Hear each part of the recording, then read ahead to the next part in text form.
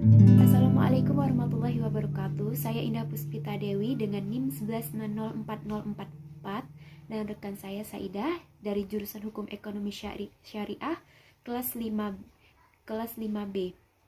Pada mata kuliah Hukum Perbankan dan Lembaga Keuangan Non-Bank, pada kesempatan kali ini kami akan membahas tentang pasar modal. Di dalam pasar modal ini sendiri kami akan membahas beberapa materi. Yang pertama, pengertian dari pasar modal. Yang kedua, instrumen di pasar modal. Yang ketiga, siapa saja pemain di pasar modal. Yang keempat, lembaga apa saja yang ada di pasar modal.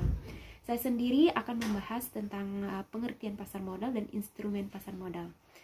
Langsung saja, perlu kita ketahui bahwa pasar modal atau capital market adalah pasar keuangan untuk dana-dana jangka panjang dan merupakan pasar yang konkret. Nah, dana jangka panjang adalah dana yang jatuh temponya lebih dari 1 tahun. Pasar modal dalam arti yang sempit adalah suatu tempat dalam pengertian fisik yang terorganisasi, tempat efek-efek diperdagangkan yang disebut sebagai bursa efek. Beberapa pengertian pasar modal. Pasar modal dalam pasal 1 angka 13 Undang-Undang Pasar Modal Republik Indonesia nomor 8 tahun 1995 mendefinisikan bahwa pasar modal sebagai kegiatan yang bersangkutan dengan penawaran umum dan perdagangan efek perusahaan publik yang berkaitan dengan efek yang diterbitkannya serta lembaga profesi yang berkaitan dengan efek.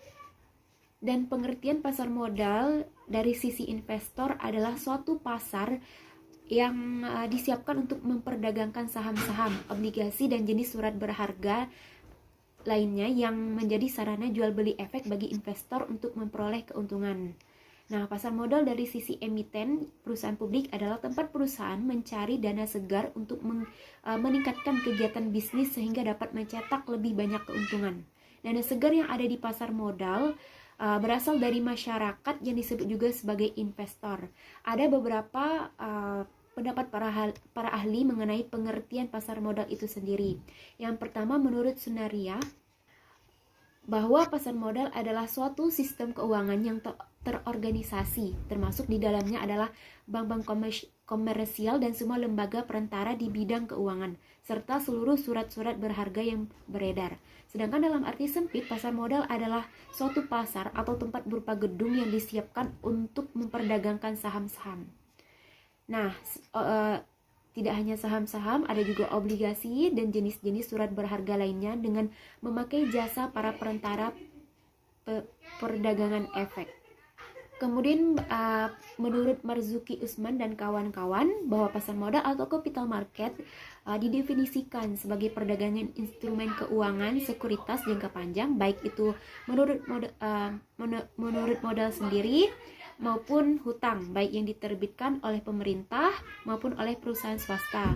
Menurut Fahmi dan Hadi, pasar modal adalah tempat di mana berbagai pihak, khususnya perusahaan, menjual saham dan obligasi dengan tujuan dari hasil penjualan tersebut nantinya akan dipergunakan sebagai tambahan dana atau untuk memperkuat dana perusahaan. Jadi dapat disimpulkan bahwa pasar modal adalah tempat pertemuan antara pihak yang memiliki kelebihan dana atau yang disebut investor dengan pihak yang memerlukan dana, yaitu perusahaan, dengan cara memperjualbelikan sekuritas baik berupa saham, obligasi maupun jenis surat berharga lainnya melalui jasa perantara perdagangan efek. Kemudian materi yang kedua yaitu instrumen pasar modal. Nah, instrumen pasar modal yang diperdagangkan berbentuk surat-surat berharga yang dapat diperjualbelikan kembali oleh pemiliknya.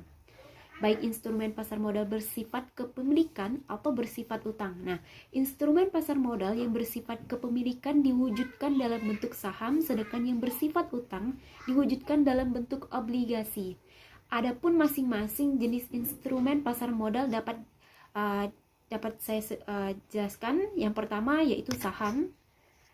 Saham merupakan surat berharga yang bersifat kepemilikan. Artinya si pemilik saham merupakan pemilik perusahaan. Semakin besar saham yang dimilikinya, maka semakin besar pula kekuasaannya di perusahaan tersebut.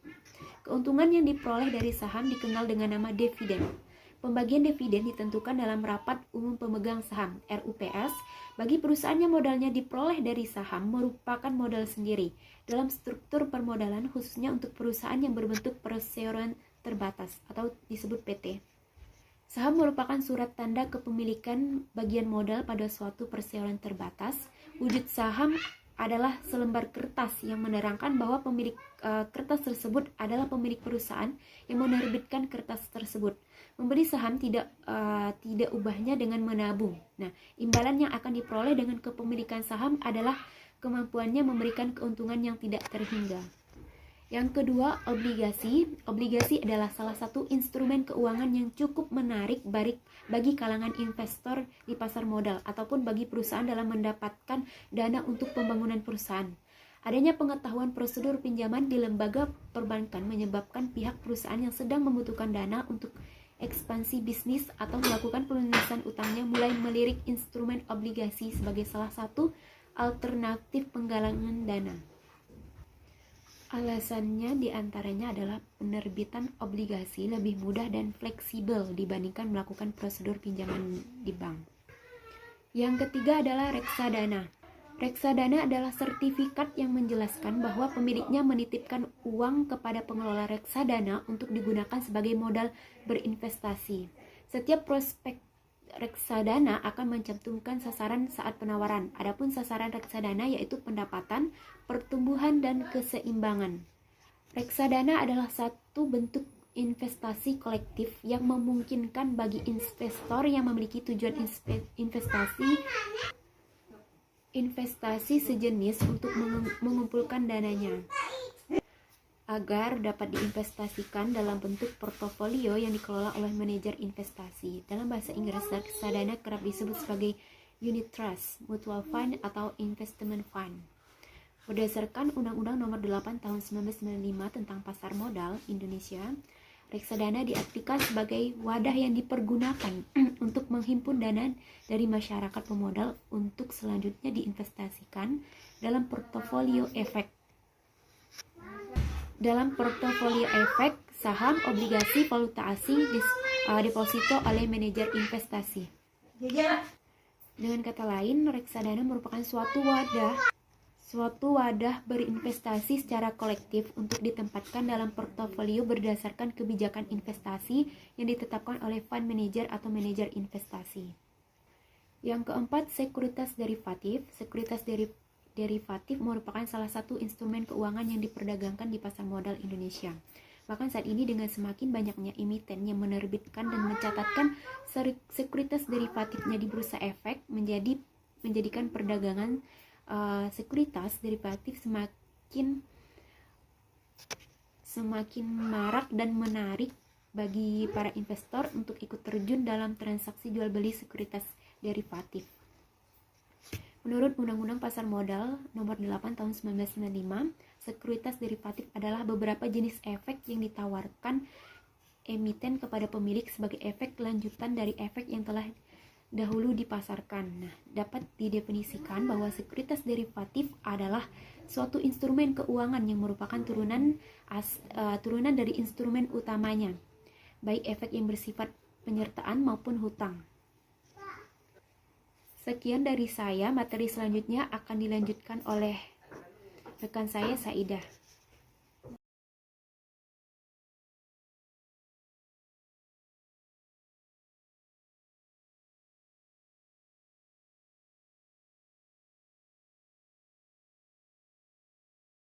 Bismillahirrahmanirrahim. Assalamualaikum warahmatullahi wabarakatuh. Perkenalkan, nama saya Saidah, NIM 11722057.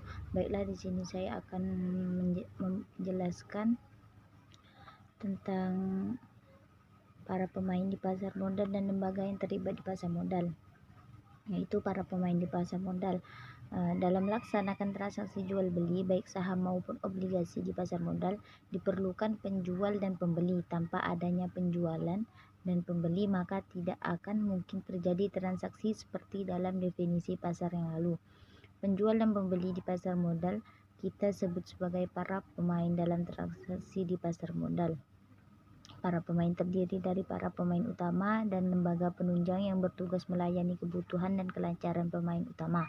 Pemain utama dalam pasar modal adalah perusahaan yang akan melakukan penjualan emiten dan pembeli atau pemodal atau investor yang akan membeli instrumen yang ditawarkan oleh emiten, kemudian didukung oleh lembaga penunjang pasar modal atau perusahaan penunjang yang mendukung kelancaran operasi pasar modal. Masing-masing pemain mempunyai tujuan sendiri-sendiri. Adapun para pemain utama terlibat di pasar modal dan lembaga penunjang yang terlibat langsung dalam proses transaksi antara pemain utama. Yang pertama adalah emiten. Emiten adalah perusahaan yang akan melakukan penjualan surat-surat berharga atau melakukan emisi di bursa. Emiten melakukan emisi dapat memilih dua macam instrumen pasar modal, apakah bersifat kepemilikan atau utang. Jika bersifat kepemilikan, maka diterbitkan saham, dan jika yang dipilih adalah instrumen utang, maka yang dipilih adalah obligasi. Tujuan emiten untuk memperoleh modal juga sudah dituangkan dalam rups. Selanjutnya itu seperti investor. Investor itu pemodal yang akan membeli atau menanamkan modalnya di perusahaan yang melakukan emisi. Sebelum membeli surat-surat berharga yang ditawarkan oleh para investor, biasanya melakukan penelitian dan analisis tertentu. Tujuan utama para investor dalam pasar antara lain itu memperoleh dividen, kepemilikan perusahaan, dan berdagang. Lembaga penunjang adalah lembaga yang turut memperlancar proses transaksi perdagangan efek. Fungsi lembaga penunjang ini antara lain turut serta mendukung beroperasinya pasar modal sehingga mempermudah baik emiten maupun investor dalam melakukan berbagai kegiatan yang berkaitan dengan pasar modal.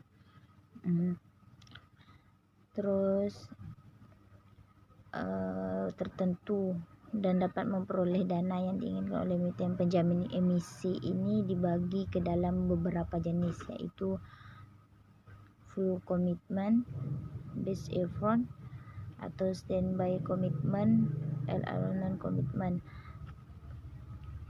Terus yaitu perantara perdagangan efek atau broker atau pialang. Broker atau pialang itu bertugas menjadi perantara dalam jual beli efek, yaitu perantara antara si penjual emiten dengan si pembeli investor. Kegiatan yang dilakukan oleh broker antara lain itu memberikan informasi tentang emiten, melakukan penjualan efek kepada investor. Terus perdagangan efek atau dealer.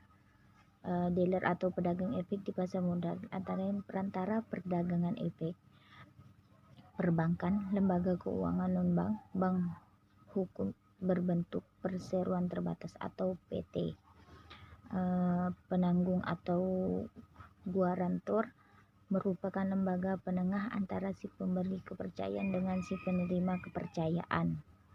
Terus wali amat. Wali amat itu dalam emisi obligasi, jasa wali amanat sangat diperlukan, terutama sekali sebagai wali dari si pemberi amanat. Dalam hal ini si pemberi amanat adalah investor. Terus perusahaan surat berharga merupakan perusahaan yang berkhususkan diri dalam perdagangan surat-surat berharga yang tercatat di bursa efek. Terus lembaga-lembaga yang terlibat di pasar modal yaitu meliputi lembaga pemerintahan, merupakan lembaga atau badan pemerintah yang tugaskan dan diperbentuk untuk mendukung dan memperlancar proses perdagangan efek di pasar modal, mulai dari rencana emisi sampai kepada penjualan efeknya. Lembaga-lembaga pemerintah yang terkait dengan kegiatan di pasar modal itu meliputi seperti Badan Pelaksanaan Pasar Modal atau Bapepam, atau Badan Koordinasi Penanaman Modal atau bisa disebut BKPM. Yang ketiga itu Departemen Teknis. Yang keempat Departemen Kehakiman. Terus lembaga-lembaga swasta. Di samping lembaga-lembaga pemerintah terdapat beberapa lembaga swasta yang memegang peranan penting dalam menunjang keberhasilan kegiatan di pasar modal. Lembaga-lembaga swasta yang mempunyai kaitan erat dengan pasar modal itu seperti meliputi notaris, akuntan publik, konsultan hukum, penilaian aspirat, dan konsultan efek. Yang tiga itu prosedur emisi. Bagi perusahaan yang akan melakukan emisi baik saham maupun obligasi di pasar modal haruslah memenuhi persyaratan dan prosedur yang berlaku yang telah ditetapkan di pasar modal. Prosedur dan persyaratan dimaksud adalah mulai dari persyaratan emisi sampai ke tangan investor. Adapun prosedur tahap emisi itu meliputi tahap emisi. Yang pertama itu tahap persiapan, yang kedua penyampaian letter of intent, yang ketiga penasihat hukumnya itu menyampaikan pernyataan pendaftaran, terus evaluasi oleh Bapepam. Terus persyaratan emisi, izin registrasi dan listing diberikan oleh Bapepam setelah memenuhi persyaratan yang telah ditetapkan sebelumnya. Setelah registrasi di Bapepam, emiten harus listing di bursa paling lambat 90 hari setelah izin registrasi dikeluarkan. Baiklah, mungkin hanya itu saja yang dapat saya sampaikan. Wassalamualaikum warahmatullahi wabarakatuh.